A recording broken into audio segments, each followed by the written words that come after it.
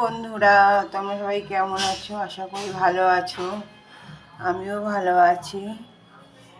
আজ সকালে জল খাওয়ার আলু সেদ্ধ ভাত আর ঘি দিয়ে খেয়েছি, সেটা দেখানো হয়নি।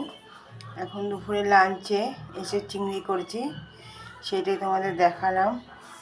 আর সঙ্গে করেছি হচ্ছে এই যে চিংড়ির মাথা বাটা, খুব ভালো লাগে। পেঁয়াজ রসুন দিয়ে ভেজে, শুকনো লঙ্কা ভেজে বাটা করেছি।